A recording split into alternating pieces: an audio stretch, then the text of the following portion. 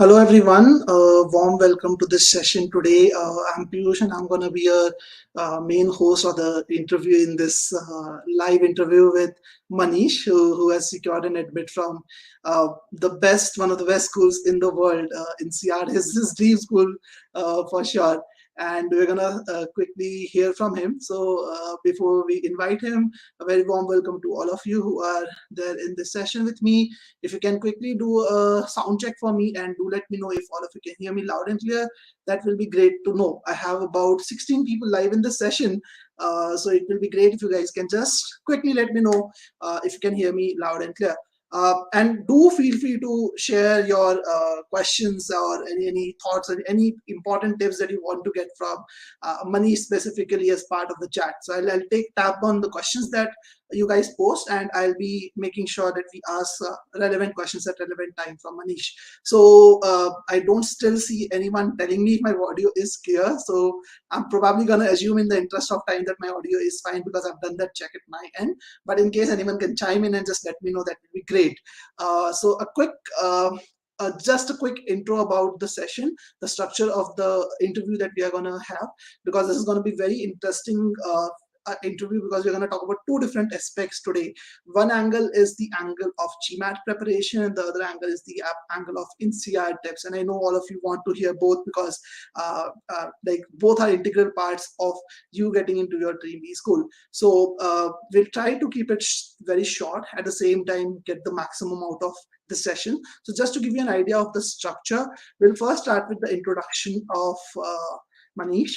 Then we will move to the second part where we're going to talk about the GMAT preparation tips. We'll understand exactly how Manish went about his GMAT journey. How did he plan? How did he go about each and every step?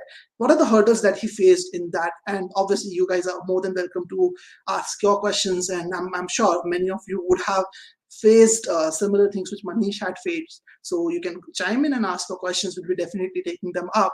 And then we'll go to the INSEAD application tips. By the way, Manish has had in converts from NCR and Cornell till now. He's expecting a convert from Kellogg as well.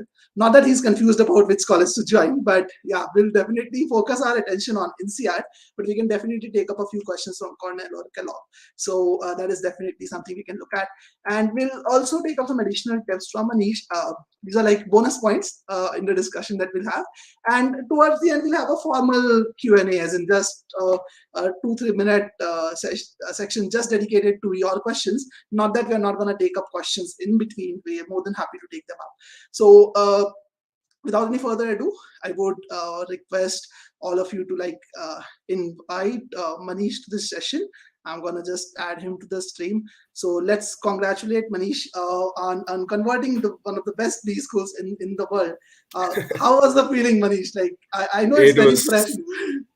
it was super awesome, Piyush. It was so good. It was honestly the last 6 months have been brutally painful, if I can say the least. And getting that call, waiting for that call for the last 15 days, and actually hearing somebody say, "Hey, you are in," is just amazing. I really cannot describe the feeling. My spouse called me up, after the call. So I'm in Nepal right now, Piyush. And my wife was in Delhi, and she called me up, and she was asking, "Hey, what happened?" And I could not really answer. I was just smiling. It was just the best feeling ever.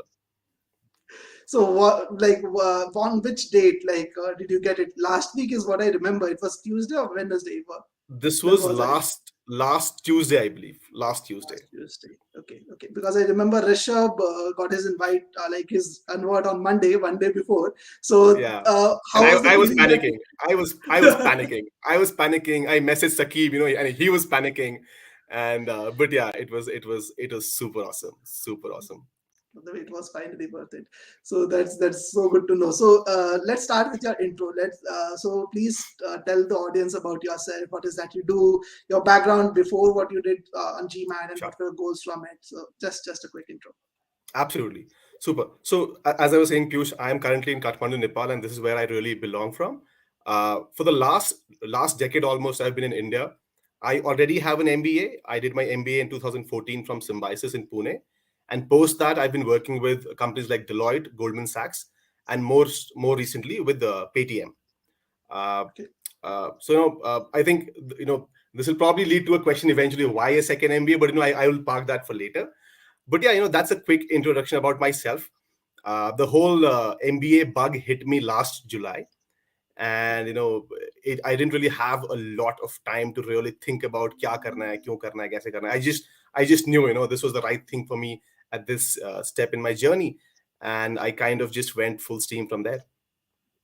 And if I'm not wrong, when you started your preparation for GMAT, you started taking it seriously in July, you had about 8 years of experience then, like Yes, or yes, seven, yes. I eight. have, yeah, yeah. I had 7 years of work experience when I started. Now it's around 8 years of work experience. Yes. That's good to know. So again, Manish does not belong from. I don't want to use the word typical, but let's use the word competitive Indian engineering pool.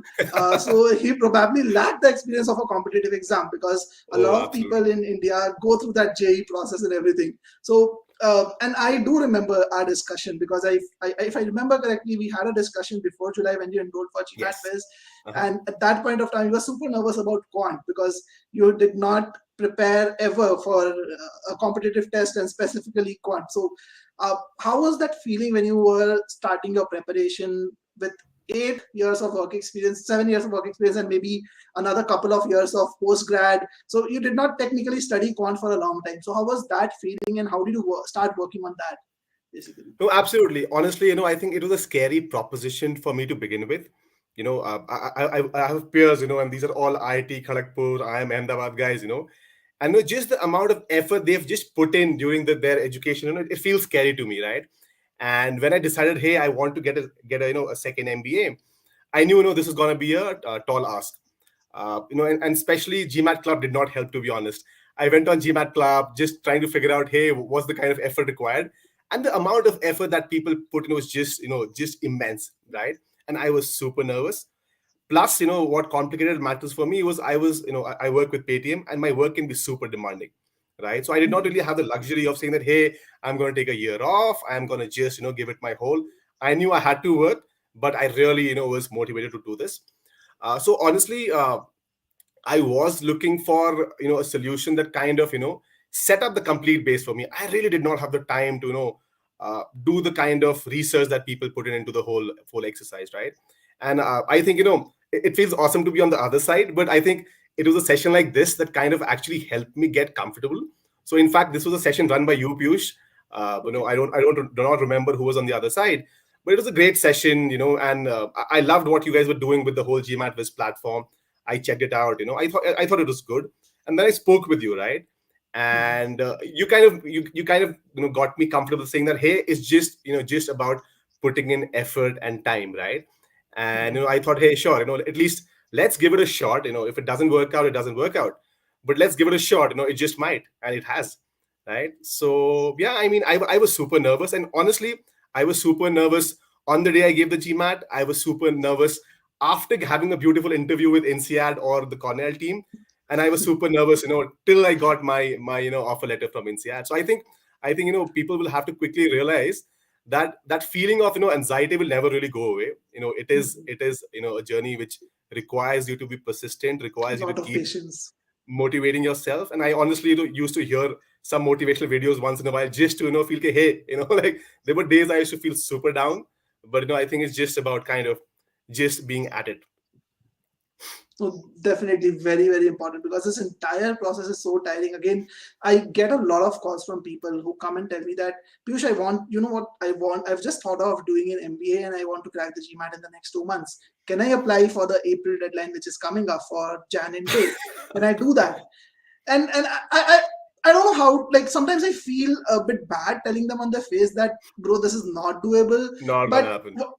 but people need to understand that it's not something that you dream of one fine day and you achieve it next day. It requires a lot of hard work and patience. And Absolutely. very beautifully put that you actually went through all those ups and downs, those anxieties. So coming back to the first part, and then I have a question from Shashank as well. That what about your prep strategy? So you mentioned that you did not have the luxury of time to invest your own time to identify the strategy. So you worked with GMAT Wiz to help you with that. But what was your Absolutely. strategy actually? Like, what was your prep strategy in general? Like, how did you break your preparation, the entire journey into basically? Sure. So I think at the onset, Piyush, like a lot of other people who come to you saying that, hey, I want to do this in 2 months, I was super confident, that if I put in effort, I will be able to crack it in 2 months. Very honestly, okay? Like I was wildly confident, and I quickly realized that was not going to happen, right?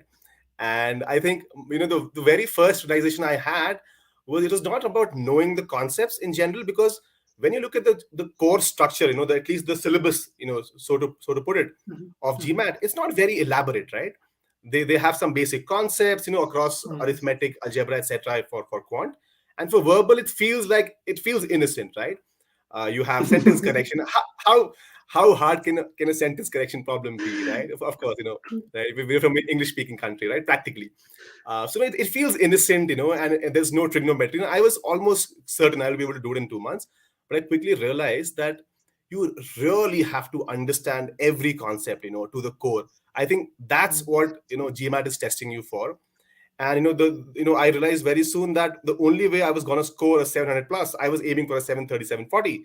The only way I was gonna do that was if I was really on top of what the questioner was really asking me for, right? If I could not okay. visualize it, if I could not really understand, right? So I spent in adequate time on each course material, like each chapter. I spent enough time, and I never worried about the time I am investing in each question, right? Okay. uh, on GMAT, you will realize that there's always time pressures, right? GMAT is Mhm, a test of your conceptual knowledge, but also a test of your time management skills, right?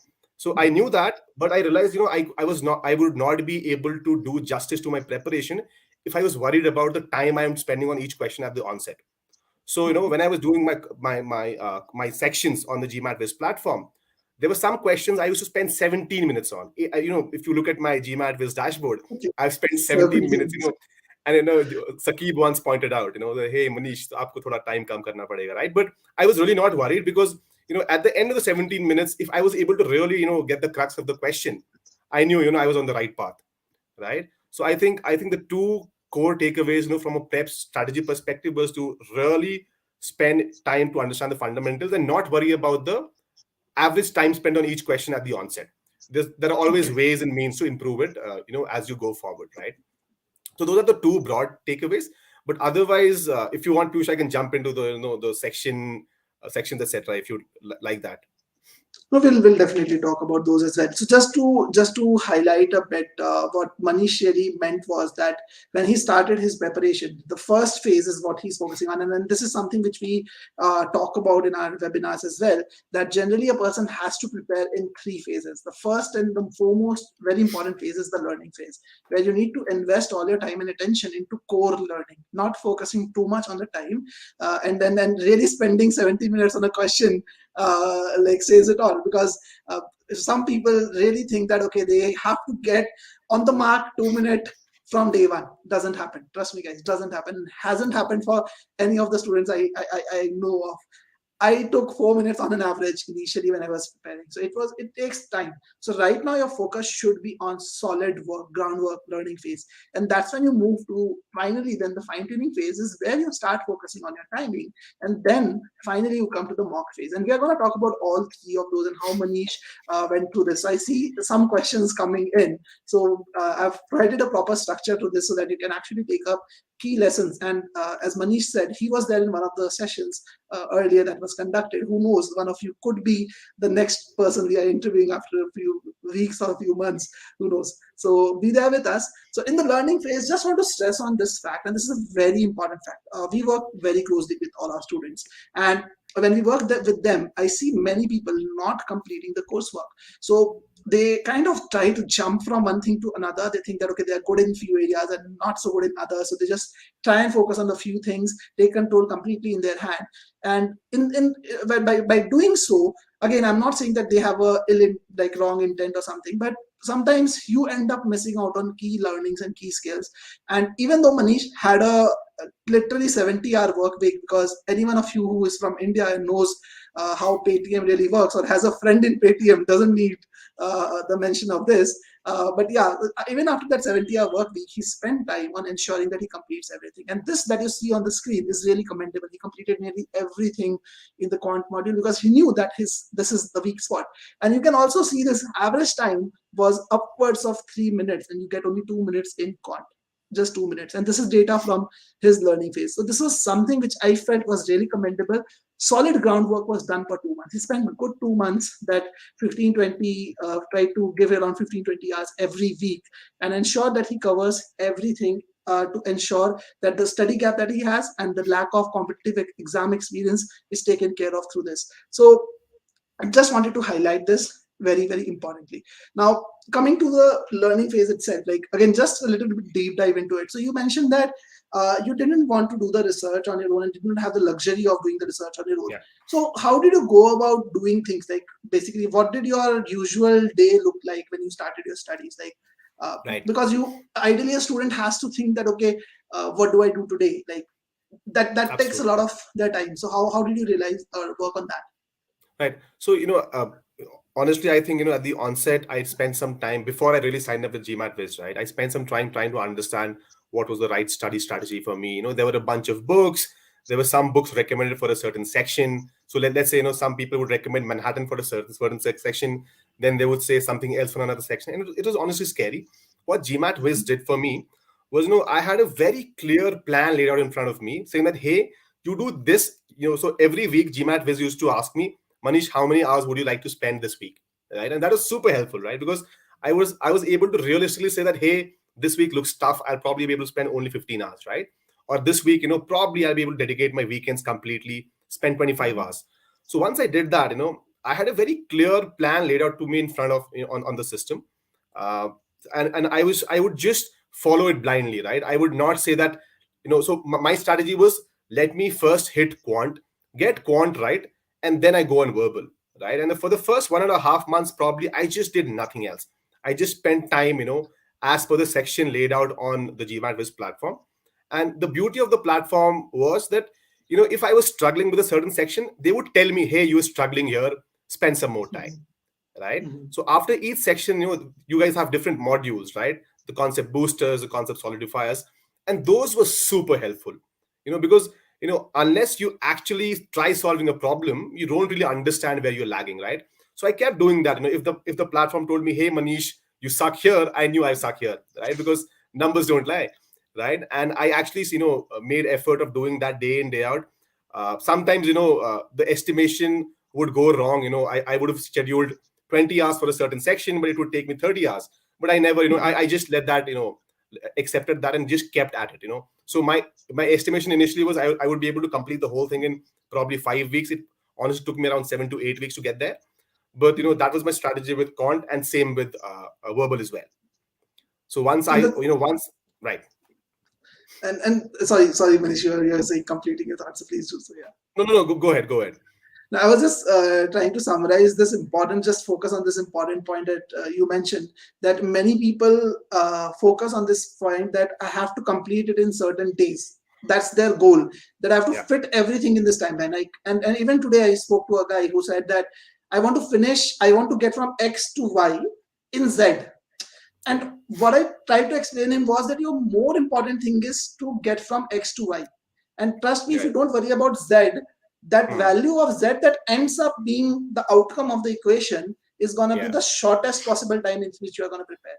And this is a very, absolutely. very important lesson for all of you who are attending this webinar. Like we do also see people like our students are there who improve from a, there was this guy Rishabh who also got selected in INSEAD. By the way, he improved from a 670 to 740 in 20 days. There are people like that. There are people who improve fast. But what you need to understand is everyone, every individual is unique. You are what you are. And you need to ensure that you take your time to learn things in a specific way. And Manish made sure that he did that. And I'm really a commendable job, because I can't imagine myself working in a 70-hour work week format and then still being patient about preparing for GMAT after 8 years of work. And when you're in such a senior position, many people give up, many people plan it for years, postpone it for years. Mani started in July, completed the entire preparation, applied with the first attempt of 720 with INSEAD, got through. That planning, that proper focus and patience is very, very critical aspect of you moving forward.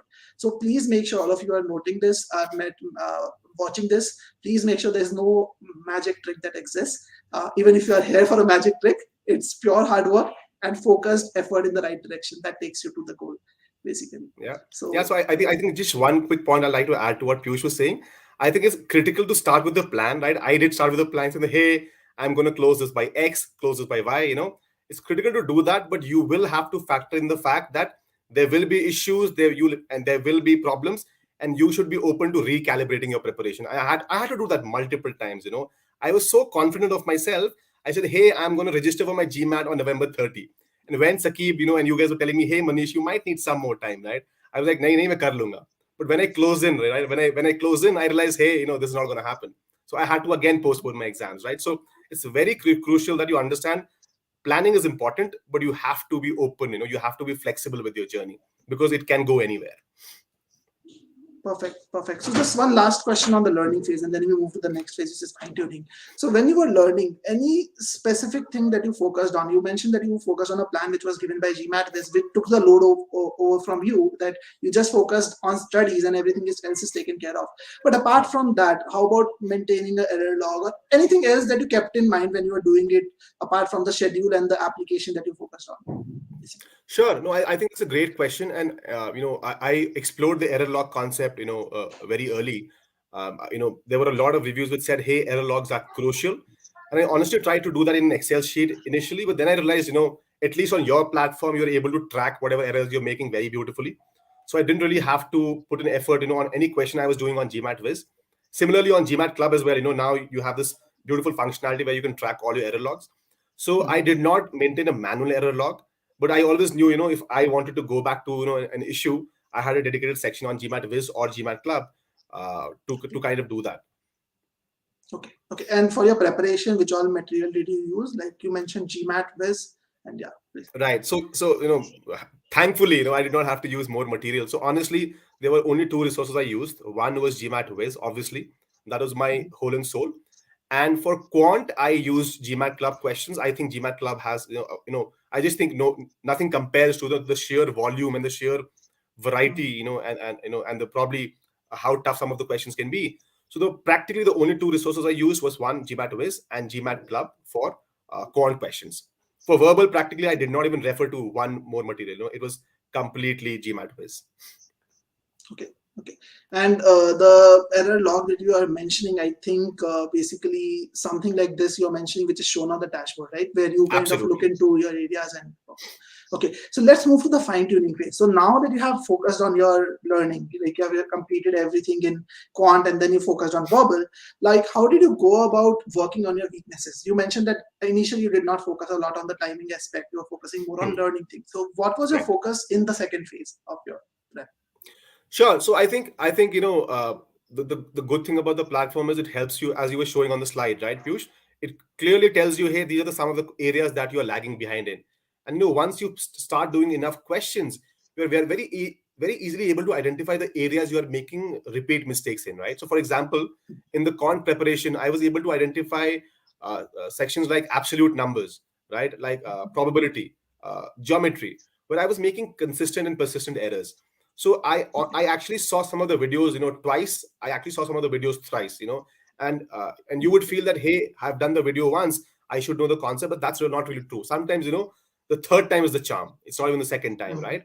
So I kept at it. I saw some of the videos again. I also explored some open source questions on GMAT Club. I saw some, answers on GMAT Club, and I just kept doing questions, but again, as I was saying earlier, I spent enough time on each question, really trying to understand what the question I was trying to answer. And honestly, towards the end of the preparation, there's a certain amount of time you can dedicate to fine tuning, and there will be some sections that you still don't feel comfortable with, right? I think that is also a possible Mhm. scenario. For me, at the end of the preparation, I was still not very comfortable with some high level probability questions, right? But then you have to just accept it. Sometimes some concepts, if you're just not able to make sense of, you have to move on. So it's very important that you're aware of your strong and weak areas. Like even today, like Shakib is a quant whiz. Like he's a quant god, to be honest. I Oh, used to I love that guy. and honestly, he was like, just to give you some background, when I was a student, like he was a faculty at the coaching that I was studying at, and I used to struggle big time with geometry. Like even Mhm. after like my score in quant was a 50 in the first attempt on GMAT and a 99.9 percentile in cat quant. So even after being that good in quant, I Wow. knew that geometry is what gives me chills. I can't get the hard questions right in geometry. And that's Right. where your smartness comes into picture, that you kind of make sure that in the test, you, if you have to skip a few questions, you Absolutely. strategically skip those. So very, very valid point, Manish. And please take a note, everyone else, that definitely you will have strong strengths and weaknesses. You definitely need to work on them. It's not like you can just leave your weaknesses as weaknesses. So focus on the weaknesses. Try to eliminate them as much as possible. There will be few which will exist, but just make sure that you know which ones are those, and reduce that. So because, and again, you cannot have too many weak areas either, because then you will be ending up skipping a lot of questions, which does not work for an adaptive test like GMAT. So again, in case you want to have a discussion on this, that's a discussion.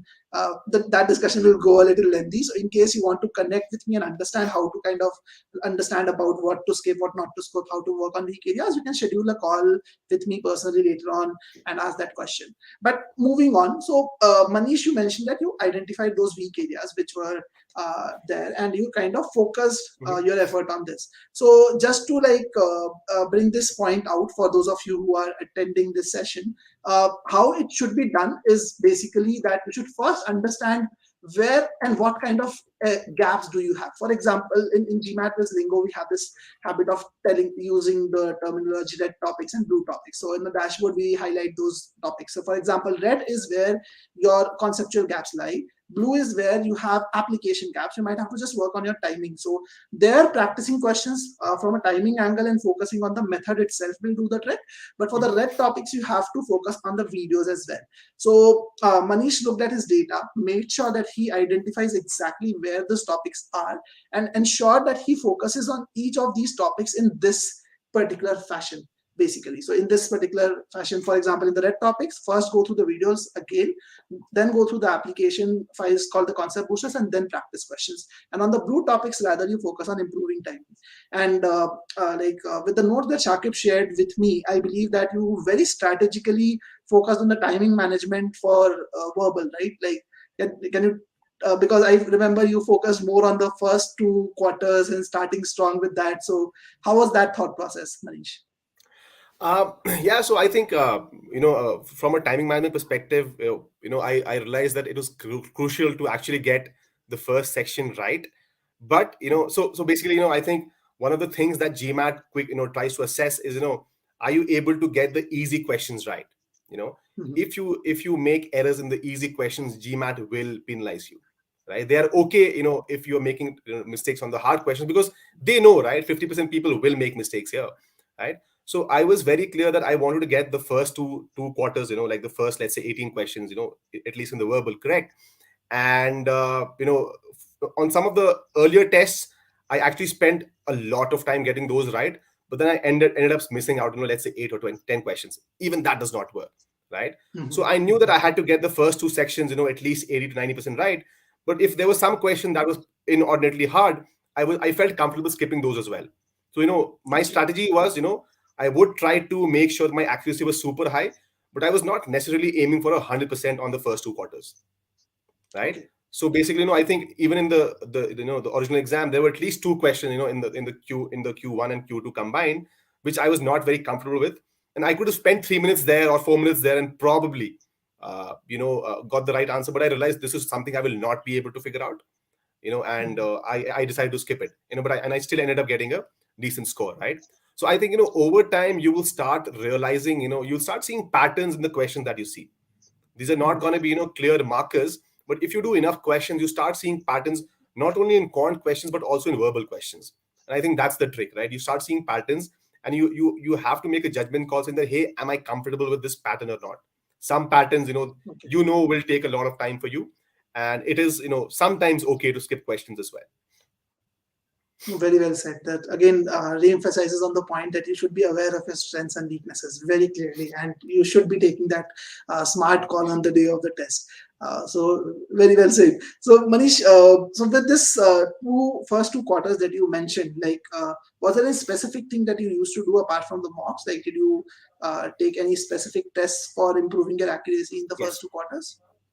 I won't say I did something specific to do improve my accuracy in the first 2 quarters. So I obviously did a bunch of mocks, but then I also would do special tests just on the areas which I was not very comfortable with, right? So the Okay. mocks ran in parallel, but the Mm-hmm. platform offered me, let's say five weakness areas, right? Circles was Mm-hmm. one, linear equation was one. So I would create 20 question tests, 15 question tests, just focusing on those areas. And the idea Okay. was that I at least be very comfortable with the easy to medium questions there. My Okay. idea was that I should not at least get the easy to medium questions wrong, in the areas I'm not comfortable with. From I the was weakest areas also. exactly. That was the idea. And then if you can tackle the hard ones, like that will boost your score. But at least those easy and medium questions were tricky. Absolutely. No. Very valid point. And in fact, we have data to showcase. Just to give you guys an idea, this is another very important thing. And why am I focusing on this? Because this is one big mistake which a lot of people do. What they do is right after completing their learning phase, they will jump to the mock phase. They've done the and Manish, you might not realize this because you have not done this yourself, but trust me, I hear a lot of students. There was this one student of ours who completed his preparation on let's say 28th of Feb, okay, and his GMAT was scheduled on 10th of March, and in between he just took two practice quizzes and then directly went into mock phase, and that's a big blunder because in mocks you cannot improve your timing. In mocks you cannot improve your process. You can just replicate the process and the timing that you are following. You need to make sure that you take tests. And just to give you an idea of kind of effort that Manish put, this is just some of the tests, practice tests that he took, just a snapshot of those, and then you can see the numbers.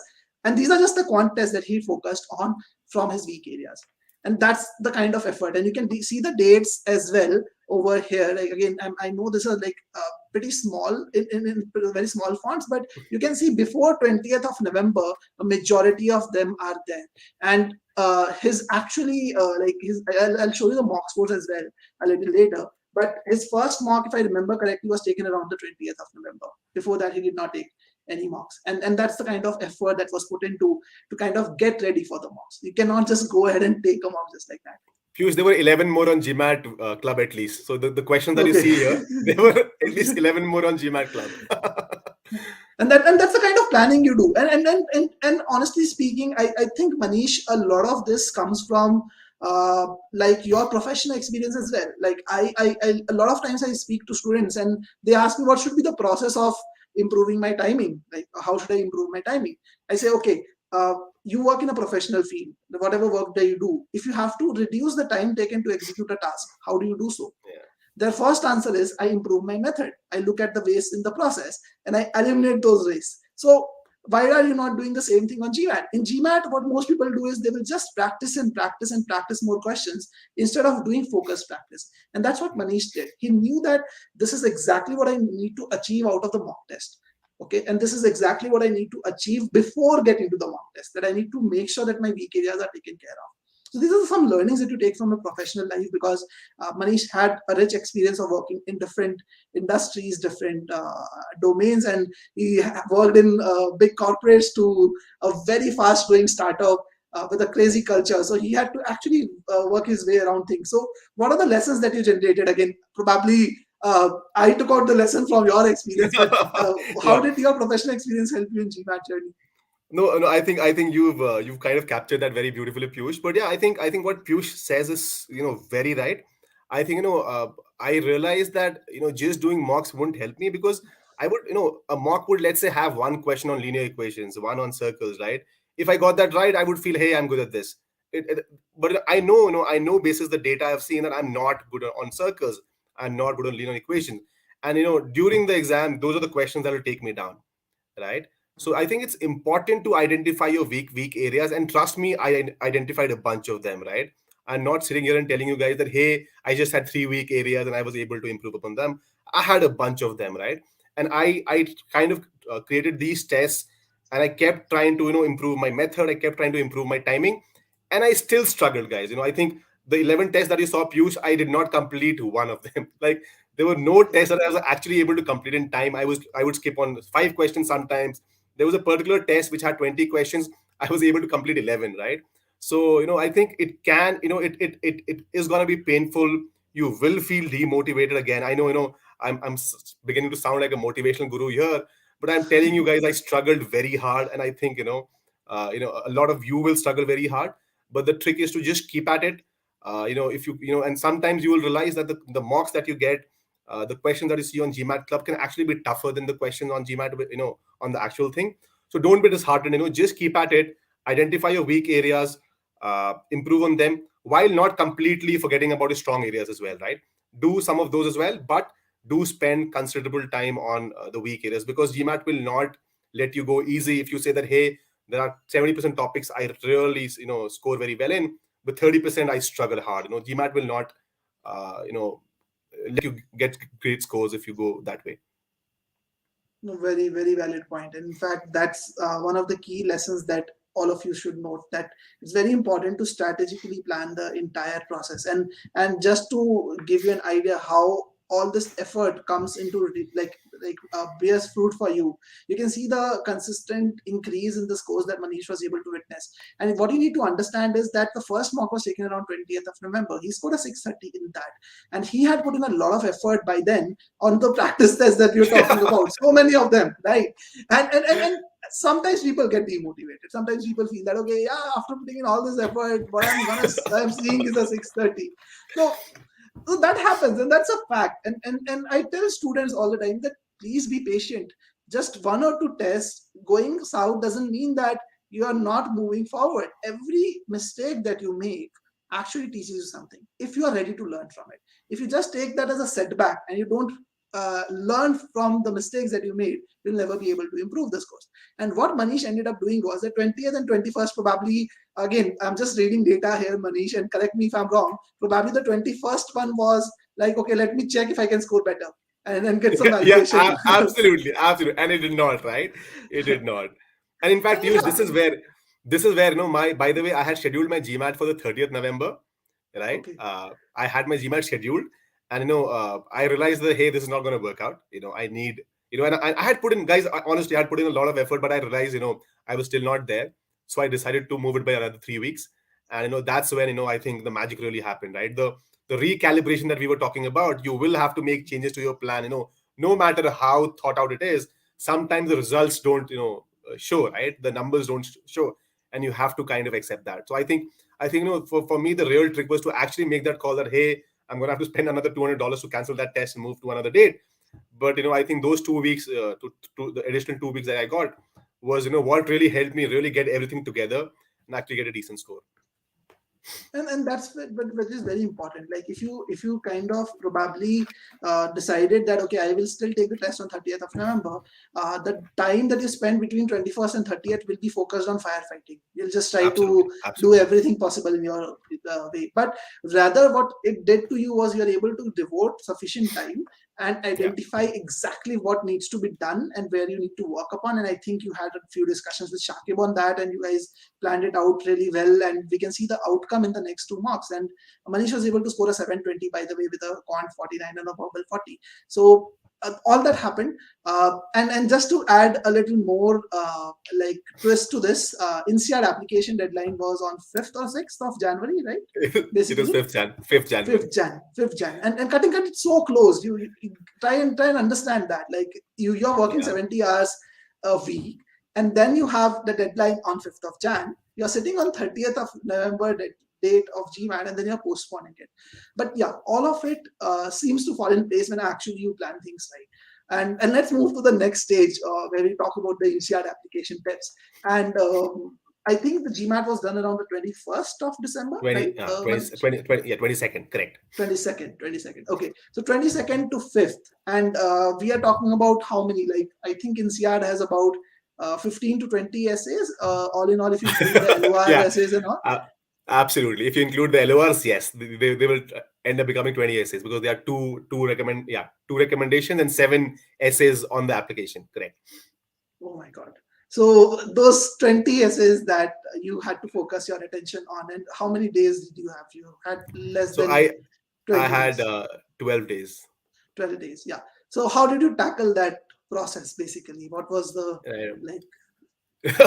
right. So yeah, I think at the onset I realized quickly that I was not going to be able to do it myself completely. In this, when I say myself, I realized that I would need some sort of guidance, some mentorship, because some things, it's important to understand when you need help, right? And I was able to do that very quickly.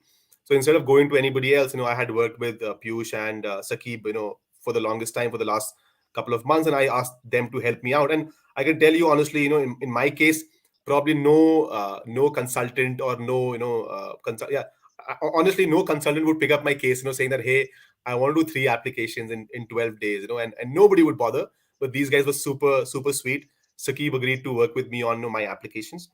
The trick was, and understand this, right? I did not really start writing my answers till probably the 27th, right? For the first 3 to 4 days, right, from 22nd to the 25th to the 26th, I just sat down, whenever I had time. I just sat down trying to get my story straight, right? Because applications, I think it all boils down to how coherent a story can you make of your journey till date and what you intend to do in the future, right? So I actually listed down, whatever I had done in my life, started going back to school, right? I had to list down everything in detail because you don't tend to remember the stories, right? I listed everything down. I tried to pick out stories. I tried to pick out learnings, etc., right? And around the 26th and the 27th is when I started actually writing those down in the application essays, right? While simultaneously doing my LORs, obviously that's how LORs usually work, right? You cannot expect your recommender to really write down the whole thing for you. You have to give them pointers, you have to give them good material on, whatever you want them to talk about your. So no, it was like, it was honestly for me a more stressful exercise than the GMAT in itself. And I did not think, there could be anything more stressful than the GMAT test. But the application process became more stressful for you, for me. I would finish my essays, let's say after work. I would start finish my essays probably at 2 a.m., 3 a.m., 4 a.m. every day, right? I would send it over to Sakib, and I would have reverts the next morning, right? Because Sakib was parallelly working with me, you know. And I think even with all the the energy and all the effort we were putting in, almost all my applications, Piyush, I was only able to finish them on the very last day. In You're fact, able to turn them around. That's a big thing out of this no, timeline, to be honest. honestly, it was the most painful experience of my life. In fact, my spouse had to step in, and she would kind of, so Sakib would review my essays, and if you would work, and sometimes Sakib would recommend, saying that, hey, why don't we change the story here and there. But after Sakib had done it, after I had done it, I would have my spouse review my applications. She was actually filling in some of my forms in parallel. And I can tell you, all my applications went to the last hour, more or less. In fact, one of my applications went to the last 5 minutes. Like, if I was not able to make my payment, within like the next 3 minutes, my application would have gone to waste. So honestly, it was a brutally painful exercise, and I can tell you this: please do not do what I did. I probably, That's what I was going to add. do not, guys, do not do this. I did not want to do it to Don't try myself, this but stunt at don't try this stunt at home and absolutely, I didn't want to do it to myself, but I got in that situation. But what I would say is, do give yourself enough time, because at the end of the day, these colleges are not, they don't care so much about a GMAT score. They sure do. I mean, GMAT score is absolutely critical to at least get you into the door, right? To get the conversation going. But they also really want to know you as a person. There are folks I know, who got into an INSEAD with a 670. It's crazy, right? I mean, a lot of people would be disheartened and not even apply to the college, right? So it's very crucial you get the story out very beautifully. And I think, you need at least a month, if not more. I know people who take 2 months to get the story right. So yeah, I think it was a brutally painful exercise, but I honestly, I cannot be more indebted to Sakib, because he went over and beyond, guys. Sakib is, by the way, I'm assuming people know Sakib. We've spoken about Sakib a lot, Piyush. I hope Sakib needs a formal introduction, but I think the GMAT Wiz team went over and above. There were times when Sakib actually reviewed my essays at 2 a.m. in the night. We had a chat at 2:30. Nobody will do that. I think no amount of money can actually get you there. So there was this sheer intent to see one of the students get into the college. And I think that is what you need from a consultant, and from somebody who's mentoring you. So yeah, I think thanks a ton for that, Piyush and Sakib, if no, you're listening. definitely Shakib definitely definitely has had a lot of work to be done. I remember when Absolutely. we were taking your case, we were discussing that we'll share the load, just like you and your wife shared the load. We decided Yeah, that I and Shakib will work. And on the eve of Christmas, I contracted COVID with my entire yeah, family, and I was down. So, and I was yeah. really worried that how it's gonna move forward from there. But Shakib really slogged his way out, Oh, and he did. obviously it was the mutual effort that you guys put in together. And as I said, definitely don't try this stunt at home. So probably Please do Manish, not. no, definitely. But one thing which probably would have changed, if, I'm not sure if you would have mentioned this if I had asked you this question, but probably one thing that you would have changed is your start date. So you probably started Oh, your absolutely. prep in July. If you had Yeah, started, let's say, way back in March, where we are sitting right now, or maybe April, you would have had more time on at your absolutely. finals. Absolutely. Absolutely. You will need time, guys. This is a long, it does take effort. It does take a lot of effort. So let's get on to specific questions that people have. So I see a question. How was your experience applying to INSEAD as an older applicant with multiple industry experience? I think Adel, most of the people who apply to INSEAD are older applicants. So that's something which is by default true. Uh, but Yeah. but how do you tackle the multiple industry experience overall, Manish? Sure. I think honestly, in my case, so as Piyush rightly said, right, INSEAD does look for people who come with at least 3 to 4 years of experience. Usually, there will be exceptions, but they want people who come with significant industry and real work experience. And in my case, my experience was very diverse, right? I started working with, so just to give you a quick background, right? I started working with Deloitte. I was a part of the financial advisory practice. Then I moved to Goldman Sachs, where I was a part of an investment banking team, doing core deals for 3.5 years. And then I moved to Paytm, where I've done everything else but finance, right? I've worked with the CEO trying to set up processes. I have done product management, and now I do sales, guys. Honestly, right? So I think in my case, this diversity could have been perceived as somebody who's not really sure of what he wants to do, but it could also be perceived as somebody who's really willing to take on challenges, who's really open to experiences, right? And I think that's where it becomes really crucial to build out your story, to make sure that the questions that you answer, everything ties out, right? And I think I was able to do that with the help of Shakib and team. I was able to coordinate learning from different experiences and highlight how I was able to let's say pick up X from my work experience in Deloitte and implement it in Y in GS. How my GS experience helped me at Paytm. And I think again, at the end of the day, a college is looking at your story and how coherent it is. They are okay with any story, right? If you work 7 years straight in a company, they won't say that you're not diverse enough, right? That can be another story altogether. The crux is how coherent a story can you make, and can you really show learnings and growth in your journey, right? And I think that's what really it is. And in fact, this is a very, very critical part.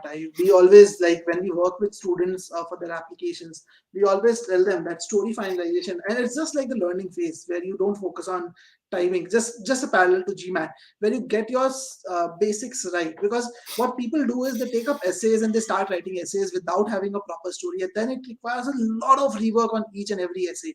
And again, this is an impromptu question which I'm asking you, Manish. Like, on an average, uh, how many reviews did you had for one essay? Like, how many times did you rework on one essay, basically, on an average? So I think in terms of getting the content right, I'll skip the grammars, the framing, etc. But I think on an average I didn't have to do it more than twice, because Okay. I was very clear what my background is. I was very clear, we were able to establish very quickly what I wanted to do in the future. Mm-hmm. In terms of the content of the essays, I think we want to spend like two reviews. But then again, getting the structure right, fitting it in the word limits, really trying to sometimes I think the real issue that you will face, guys, is easy to get the content there, but then when you have to fit it in a certain word limit, you have to skip certain parts, right? So the bigger pain for me was to really cut down on some of the essays, because when you start cutting down on a story, you have to understand what is really crucial and what is it that you can skip. So I think just to get the content right, I would have taken two iterations, but then getting the structure, the language, etc., can take multiple iterations post that. That keeps on happening, as you every time you read this essay again, you will feel, hey, can I make this sentence better, right? So I think, yeah, two core repetitions, but yeah, beyond that, at least three to four different multiple iterations each essay question. But at least you're not changing the content, like two iterations Absolutely. for the content fixing, and then like those Yeah, are like minute tweaks you're doing. And absolutely. again, this number might look like a small number to you, Manish, but trust me, when I receive queries about the process of application, even today one student asked me, how many reviews did you allow, how many reviews do you allow for a student, do you put a certain limit? And my answer to them is that, trust me, those people who ask the question that can I get my essay reviewed 5 times or 7 times, then definitely there's a problem with the process that you're following. So the most Yeah, important thing you need to do is get your story straight. Ensure that you have absolutely. a clear persona in your mind, that this is what I'm going to present in front of a school. So just to give you an idea, persona looks like this in simple terms: that okay, I am XYZ with this kind of skill sets in my career. This is my long-term career goal. These are the skill gaps that I know, and I want to achieve this through the school in this particular fashion. These are my Yeah, strengths, these are my weaknesses. That's what you should understand, and that's what your each and every essay should reflect.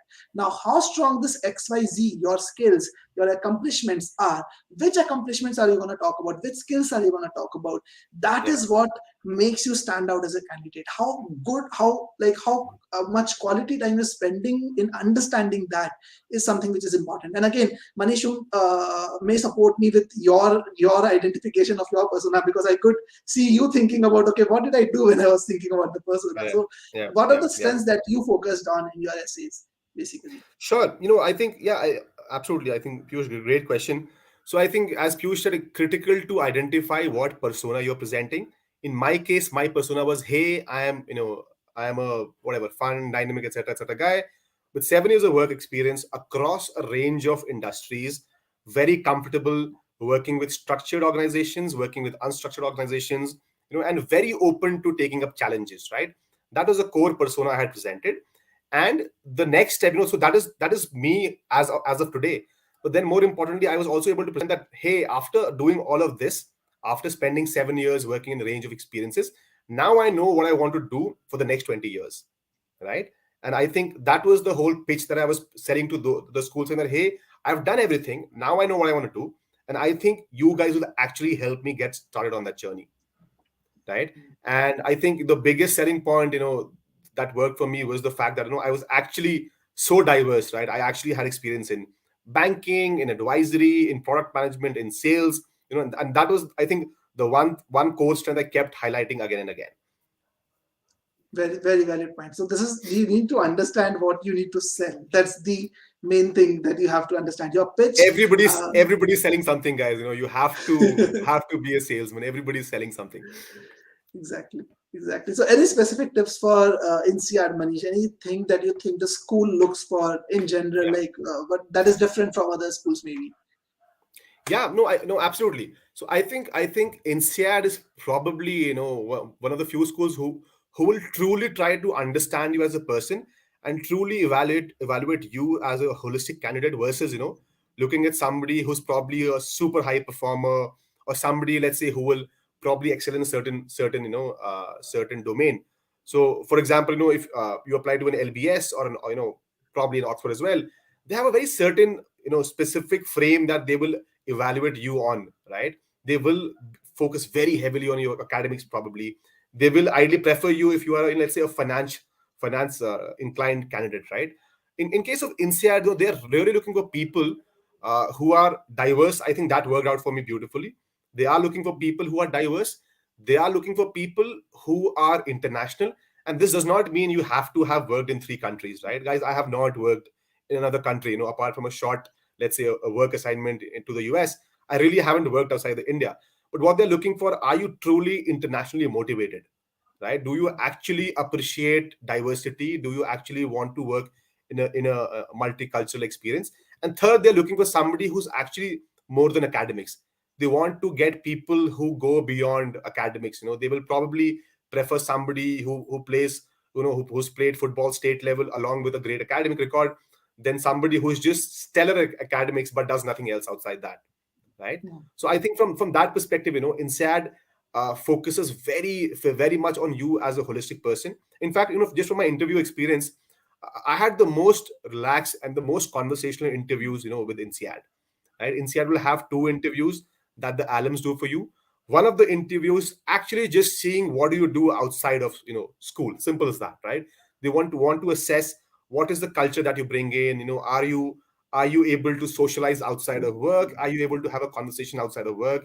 Do you enjoy partying? Do you enjoy something else? Are you really passionate about something else? That's one individual. And the second individual will be probably trying to assess you in a leadership situation outside of work again, right? They're again not married to assessing what you do in work or what you've done academically. So I think from an INSEAD perspective, it's very important to bring yourself, position you as yourself as somebody beyond great academics and just good work. They're looking for somebody who is more than that, who wants to do other things. If you love running, make a case around that, right? If you like playing chess, make a case around that. Those things really matter. In some schools, probably not so much, but in case of INSEAD, those things truly matter to those guys.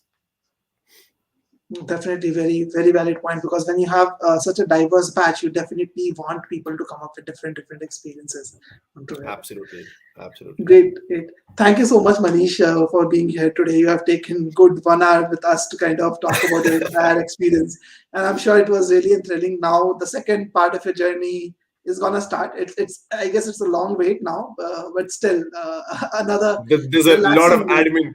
lot of Huh? admin stuff to be done, honestly. So yeah, figuring out a bunch of stuff after that as well. But yeah, I have some time now. But you're at least relaxed that now at least there's no pendency on someone else deciding about your future. So Oh yeah, oh yeah, that oh is yeah, good. absolutely. Thank you so much, Manish, for being with us. And I think we have taken up a lot of questions from students. So thank you so much, Manish, for your thoughts. And anyone who wants to connect with us, in case you want to kind of interact with the GMAT Wiz team, I'm gonna just share the link over here. We can help you with your GMAT prep as well as the application. So here's the link. You can connect with me on a call to get an idea about how we can help you. So just to give you an idea, generally, if you are looking at GMAT preparation, we give you proper personalized advice based on multiple factors, including your time, target score, resources utilized, and everything. So you can get on a call with me. I'm just sharing my details over here as well, in case you want to reach out to us. And if you want to just check out free trial of our course, basically, which Manish also used. So I'm gonna just share that link as well. But just closing comments from your side. Any additional tips? We mentioned that we'll be giving any additional tips from your side as well. So any No, additional yeah, tips? yeah. No, absolutely. I think two things, right? First, I would be honestly, Piyush, if you want to share, if somebody wants to talk to me, just informally outside, the whole GMAT this thing, to understand what you guys did for me, I'd be happy to do that. So if somebody wants to reach out to me separately, I'd be happy to share my number. That's one. Second, I think, guys, honestly, it can be a long, painful process.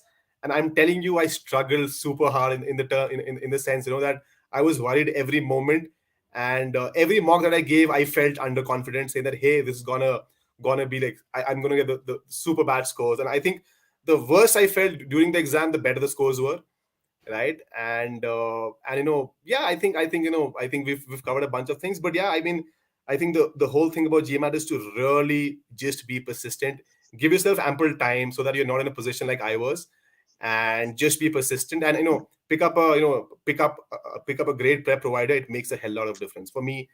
These guys really did the trick. I could not have done this without GMAT Wiz. So yeah, I think I'm actually honestly grateful for the effort that the team put in for me. And honestly, Manish, I'm very happy with the effort that you have put in, because Thank you so we much. work with a lot of candidates. You like there are like hundreds of candidates that we work with, but Uh-huh. those who kind of follow the right things, keep the patience. Honestly, I'm just going out of my way saying this. In the last 2 years, I've taken so many successful interviews, and I've not seen a person doing their prep so methodically as you did, keeping that patience that you kept, and without any experience of Thank, competitive tests. That's a great deal, and you definitely deserve this. So, uh, thank you so much. all the best for your career. We'll anyway stay in touch, but Absolutely. and thank you so much for turning up today and having your Thanks, session. Piyush. Thank you. Bye Thank you, bye. Bye, everyone. guys. Bye bye.